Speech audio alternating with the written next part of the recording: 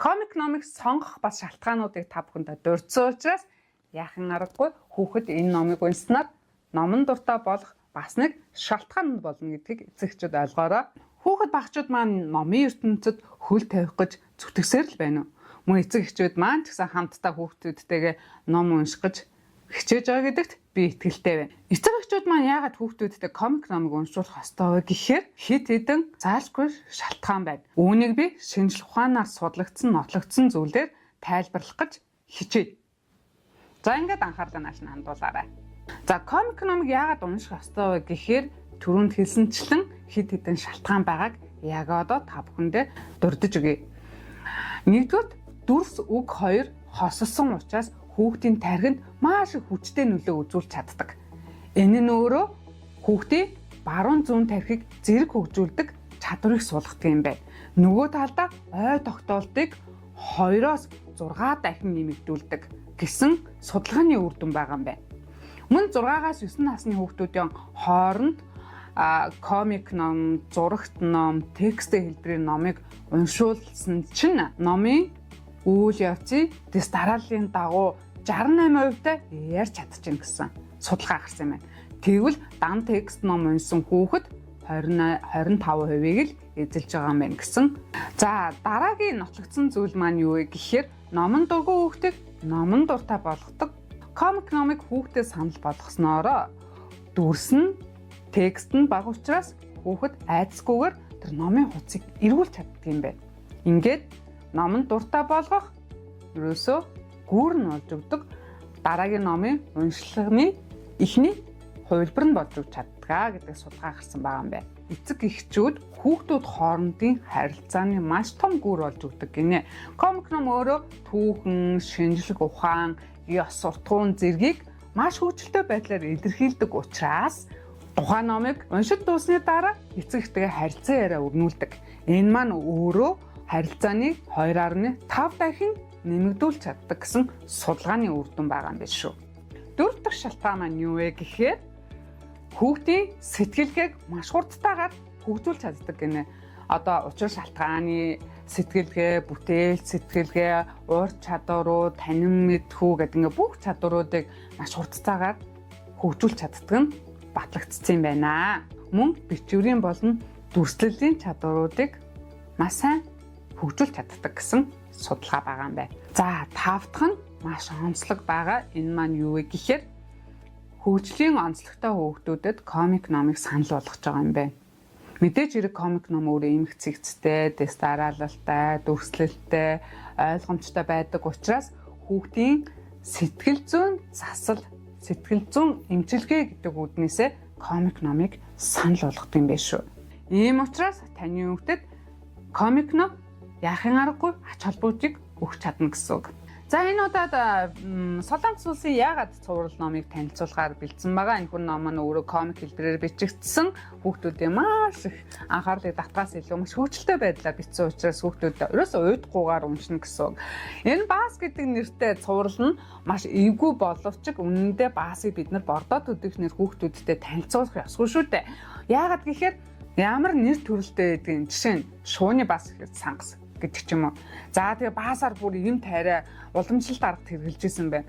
Тэр байтугай бүр томчууд хүртэл хамгийн бүр одоо цагт ч тий хамгийн үнэтэй кофег уухын тулд муурны баасаар дамжуулж одоо кофе гаргаж авдаг гэх мэтчлэн мэдээллүүдийг агуулж байгаа байхгүй. Тэгээд энэ бол гайхалтай ном байгаа. За дараагийн цуврал бол үлэг гөрүүл. За энэ үлэг гөрүүл бас нэг цуврал нь бөгөөд айгу хөвдөө юм чинь. Үлэг гөрүүлийг чинь бид нар чинь махчин амтнаар л төсөөлж байгаа шүү дээ. Гэхдээ нийт үлэг гөрүүлийг нэр яг хэдэн үе махчин бэ гэдээ тудлаад үзэх юм бол бас их сонирхолтой таагаар нь.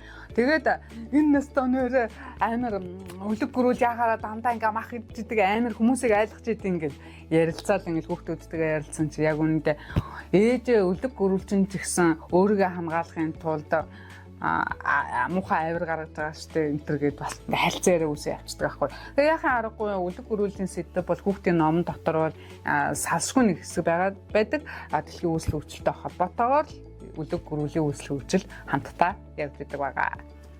За дараагийн цуврал маань өдөр тутмын аюулгүй байдал ном байна. За энэ бол үнэхээр хүүхэд багчуудад өөрийгөө болоо бусдыг хэрхэн яаж одоо эрсдэлтгүй, аюулгүй байдал байх вэ гэдэг наад захын танин мэдхүүнүүдийг агуулсан байдаг. Одоо ингээд бодоод үзье л да. Галын аюулгүй байдал гэдэг сэдв явж байгаа байхгүй юу? Тэгэхээр яг үүндээ бид нар чинь одоо байгууллагатай ажилладаг бол байгууллагатай яалтчгүй галын аюулгүй байдал, онцгой байдал, гал гарвал яах вэ? Ямар арга хэмжээ авах вэ? Ямар одоо ийм эд анги тоног хөрөмжүүд байх ёстой вэ гэж мэдээлэл сургалтууд авчиж байгаа байхгүй юу? Тэгэхэд тэнд яг би юу бодож исэн бэ гэхээр яагаад нэрээ гэр орондоо ахуй эргэлдээндээ бид нар одоо ингээ галын хор ядаж ингээд аваад татчих болдгүй юм бэ гэдэг бодол төрж байгаа байхгүй юу да.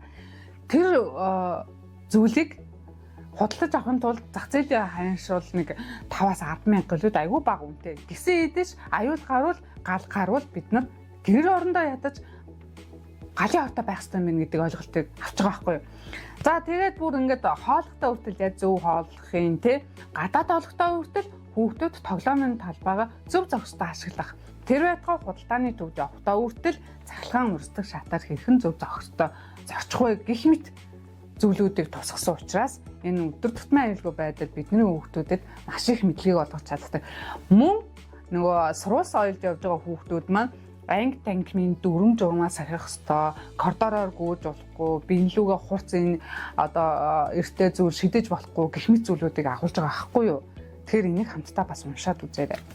Дараагийн цуврал маань их дэлхийд цуврал байгаа. Хамгийн сүүлийн хэвлэлт. За их дэлхийс цуврал маань үнэхээр гайхалтай мэдээллүүдийг агуулдаг. Дэлхий хизээ үүссэн юм бэ? Дэлхий дээр амьд амьтан хизээ бий болсон юм бэ? Хүн хизээ үүссэн юм бэ? Тэ? Тэгээд яг үндэ энийг би юу яана гэж бодож байгаа. Яагаад номын их дэлхийгээр задлан хий гэж бодож байгаа юм. Гэхдээ би мэрэгжлийн хүн биш л те. Гисэн хэдэж хүүхдүүд маань яхаа аргагүй намайг мэрэгжлийн байхыг шаардаад байгаа гэсэн үг шүү дээ. Магадгүй эцэгчүүд таныг ч гэсэн хүүхдүүд мэрэгжлийн байхыг шаардна.